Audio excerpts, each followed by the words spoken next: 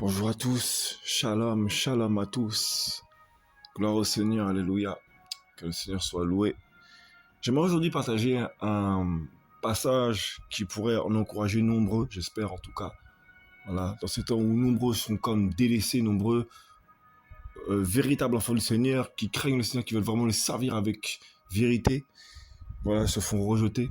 J'aimerais vraiment partager ce passage. Nombreux prennent le passage de l'homme riche et de Lazare, parlant du monde, sauf qu'il faut bien comprendre le contexte. Nous allons lire le passage, et nous allons comprendre un peu le contexte, c'est que l'homme riche était un juif, il n'était pas un païen. On va prendre le passage, donc l'évangile de Lucas, donc Luc, à partir du verset 19. Mais il y avait un certain homme riche qui était vêtu de pourpre et de fin lin, et qui tous les jours se réjouissait d'une vie somptueuse. Verset 20. Et il y avait aussi un pauvre nommé Lazare, ou Lazare, traduit autrement, couché à la porte du riche, tout couvert d'ulcères, et qui désirait se rassasier des miettes qui tombaient de la table du riche. Et même les chiens venaient encore lécher ses ulcères.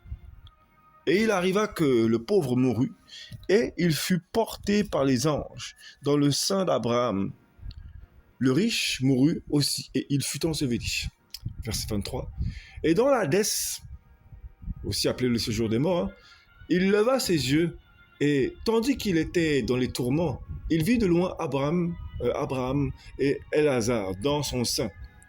Et s'écriant, il dit, « Père Abraham, aie pitié de moi, et envoie Lazare pour qu'il trempe le bout de son doigt dans l'eau et me rafraîchisse la langue, parce que je suis tourmenté dans cette flamme. » Mais Abraham dit, « Enfant », d'autres versions disent mon enfant, mais en fait c'est enfant quand vous allez voir dans le grec. « Souviens-toi que pendant ta vie tu as reçu de bonnes choses, et Lazare, pareillement les choses mauvaises. Mais maintenant il est ici consolé, et toi tu es tourmenté. Et en plus de tout cela, un grand abîme a été fermement placé entre nous et vous, afin que ceux qui veulent passer d'ici vers vous ne puissent le faire, et qu'on ne traverse pas non plus de là-bas vers nous. » Verset 27, mais il dit, je te prie donc, Père, que tu l'envoies dans la maison de mon Père, car j'ai 5 frères, afin qu'ils leur rendent témoignage, de peur qu'eux aussi ne viennent dans ce lieu de tourment. » Abraham lui dit, ils ont Moïse et les prophètes, qu'ils les écoutent. Mais il dit, non, Père Abraham, mais si quelqu'un des morts va vers eux, ils se repentiront. Verset 31, mais il lui dit, s'ils n'écoutent pas Moïse et les prophètes, ils ne se laisseront pas persuader, même si quelqu'un des morts ressuscitait. Voilà.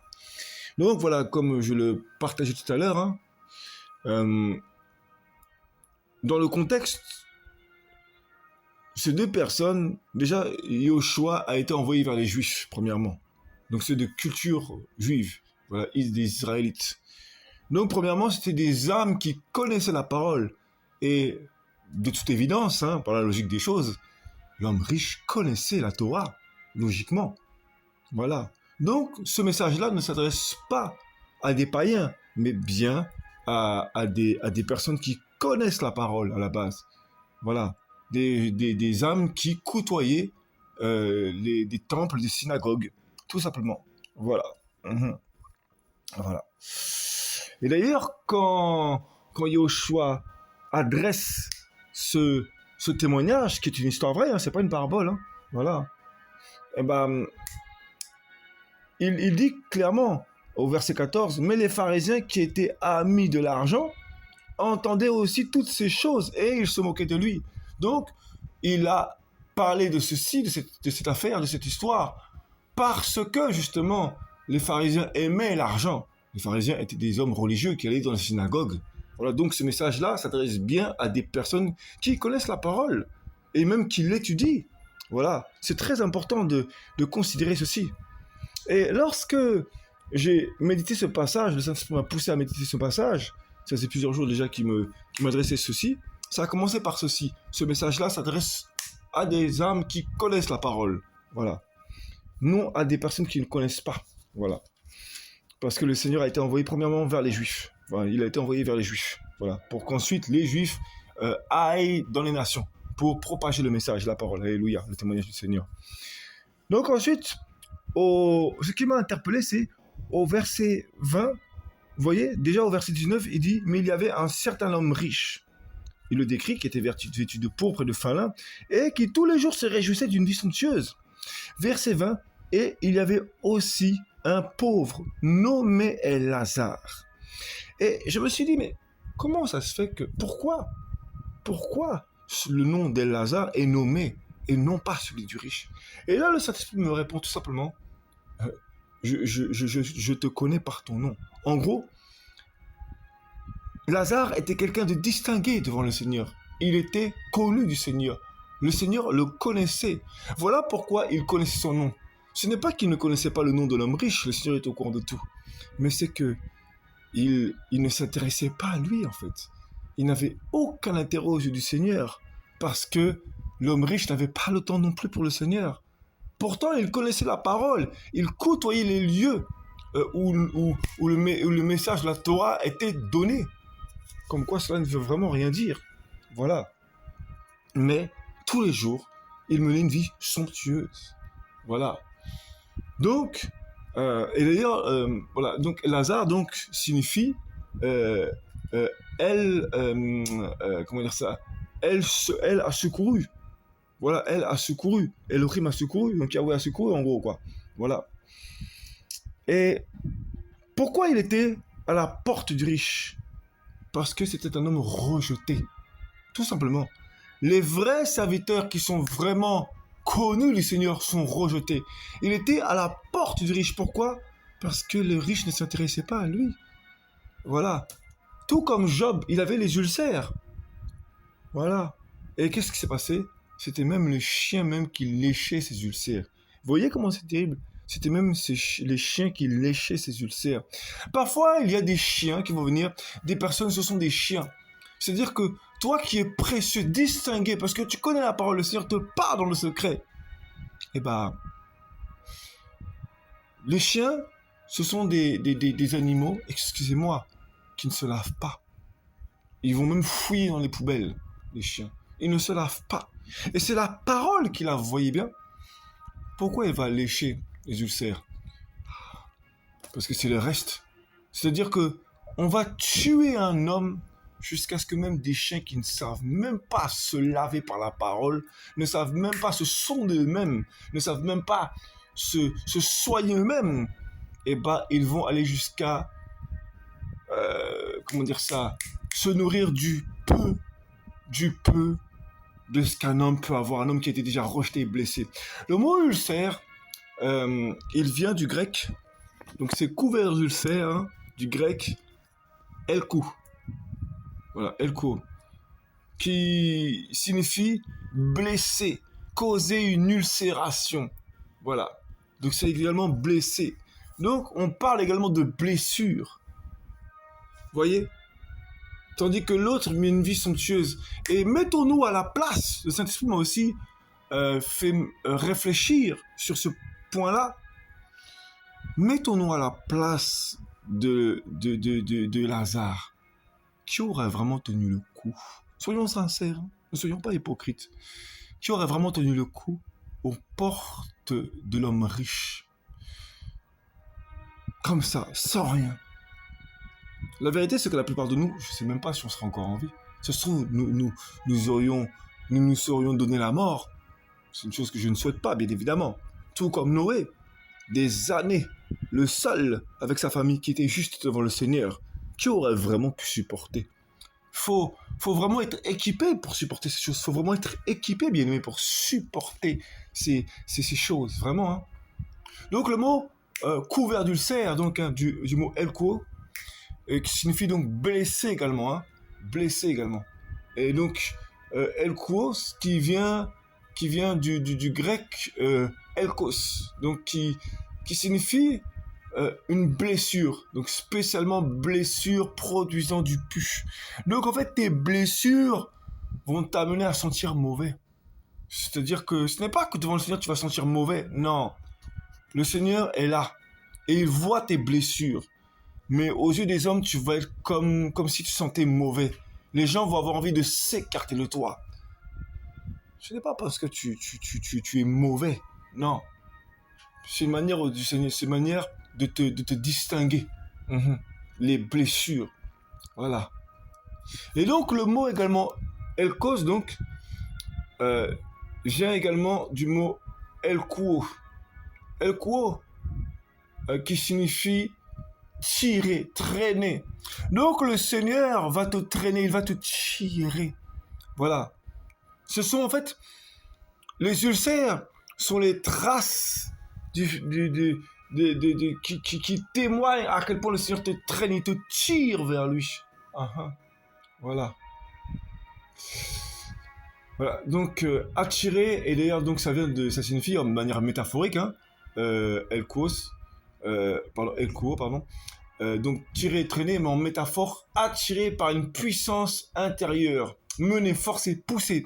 Donc, les ulcères, en fait, les gens vont s'écarter de toi, mais c'est parce que le Seigneur est en train de t'attirer vers lui. Voilà. Le Seigneur en toi est en train de te combattre parce qu'il veut t'attirer vers lui. Alors, je le précise, je suis le premier pour qui ce message est concerné, mais je me dis que ça pourrait fortifier les âmes. Alors, je tiens à le partager. Gloire au Seigneur. Voilà. Ce message-là est premièrement pour moi. Je le dis clairement. Donc le mot elkuo vient de également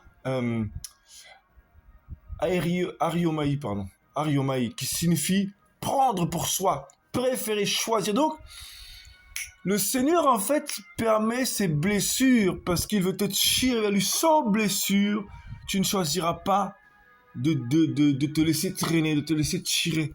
Tu vas résister. Et c'est le cas vraiment sur notre cas tous. Voilà, si les gens ne viennent pas te trahir, même les chiens vont venir pour lécher le peu que tu as.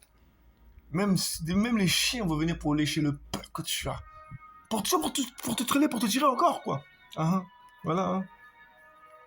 Pourquoi? Parce que le Seigneur t'a choisi. Le Seigneur a vu comment tu as été rejeté. Voilà. Et je vous dis, le Seigneur, c'est parce qu'il prépare quelque chose de spécial. Alléluia, gloire au Seigneur. Et voyez un peu comment a fini Lazare, comment a fini l'homme riche?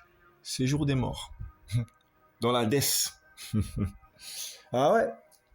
Et le Seigneur, en fait, il distingue ses âmes. Ceux qui les connaissent, il les distingue.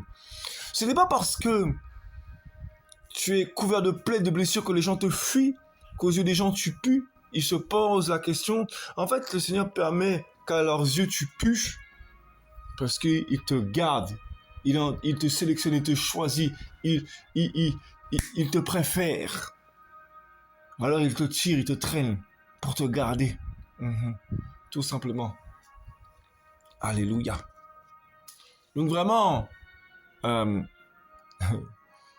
le Seigneur te connaît, il va créer des situations pour que les blessures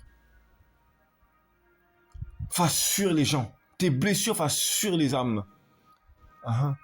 Et on voit dans ce passage-là que même Lazare désirait même se nourrir des miettes de la table de l'homme riche. Mais il y avait quelque chose de plus grand pour lui. Il y avait quelque chose de plus grand. Pourquoi tu veux des miettes alors que le Seigneur veut te donner le festin de la maison du roi? Ah ouais, je vous dis. Voilà. Et Alléluia. Donc vraiment, je vous dis, regardez bien encore une chose même. Au verset 22, il s'est marqué « Et il arriva que le pauvre mourut et il fut porté par les anges. » Vous voyez, il a été porté par les anges. En fait, dans le spirituel, personne ne l'a vu dans le spirituel. Mais il a été porté par les anges. Tandis que le riche, jusqu'à sa mort, il a été enseveli. Donc bien porté, même dans le physique, on a cru qu'il était bien loti, bien, parce qu'il a été enseveli bien, quoi, au propre. Mais il a été amené où? Dans la dette. C'est-à-dire que physiquement, dans le physique, on peut te voir, on prend soin de toi, parce que tu as aimé des gens. Mais dans le spirituel, seul le Seigneur connaît la situation. Mhm. Alléluia. Regardez bien une chose, hein. Encore même. C'était un juif. L'homme riche était un juif. Il dit, euh, le Seigneur dit clairement qu'il le connaît par son nom. En fait, je vous dis, ce n'est pas tous ceux qui sont chrétiens, enfin qui se disent chrétiens, qui sont connus du Seigneur. Ah non, pas du tout même. Mais Abraham dit enfant. La version la plus répandue, ils disent mon enfant, mais je vous dis c'est enfant. En gros, tu avais tellement à apprendre, quoi. Enfant, souviens-toi dans ta vie que tu as reçu de bonnes choses. Pendant qu'il appelle Abraham mon père, Abraham ne lui dit pas mon enfant, mon fils. Non, il ne le connaît pas, il dit enfant. Ça s'arrête là. Ah ouais, c'est terrible. Hein. Je vous dis, il y a des personnes, ils pensent, ils sont convaincus qu'Abraham et leur père, qui sont les enfants de la foi, mais il n'y a qu'à voir leurs œuvres. Il n'y a qu'à voir leurs œuvres. Tout ce qu'ils veulent, c'est des richesses. Tout ce qu'ils veulent, c'est être vus. Et regardez bien, hein, dans le même contexte encore. Alléluia. Vous voyez que, comment dire, il dit que, tout à la fin de ce passage, mais il dit, non, Père Abraham, mais si quelqu'un des morts va vers eux, ils se repentiront. Mais il lui dit, s'ils n'écoutent pas Moïse les prophètes, ils ne se laisseront pas persuader, même si quelqu'un des morts ressuscité. Ça veut dire que, je vous dis, hein, il y en a tout ce qu'ils veulent, c'est juste vivre une vie somptueuse. Et je vous dis, la plupart de ceux qui vont à l'église actuellement veulent juste que le Seigneur change leur vie. Ils ne veulent pas du Seigneur. En fait, ils ne sont pas du Seigneur. Beaucoup ne sont pas du Seigneur. Il y en a beaucoup comme ça. Ils veulent juste avoir une vie somptueuse. Voir leur prochain sans rien, ce n'est pas leur problème. Ils s'en soucient même pas, en fait, du tout. Et ça va dans les synagogues, ça va dans les lieux ecclésiastiques. C'est très fréquent. Donc vraiment, voilà. Hein. Et il dit, Père Abraham, bref, il fait comprendre clairement que même s'il voyait Moshe ou un des prophètes, non. Je veux dire, ils n'ont qu'à les écouter eux. Même si à mort vous ressuscitez, ils n'y croiraient pas. Mais vraiment, quoi. Waouh. Alors que Lazare a tenu ferme alors qu'il n'avait rien. Vous voyez un peu? Ça veut dire que on peut tout avoir, mais ne même pas croire. Voilà. Hein. C'est ce que je voulais partager. Gloire au Seigneur. Voilà.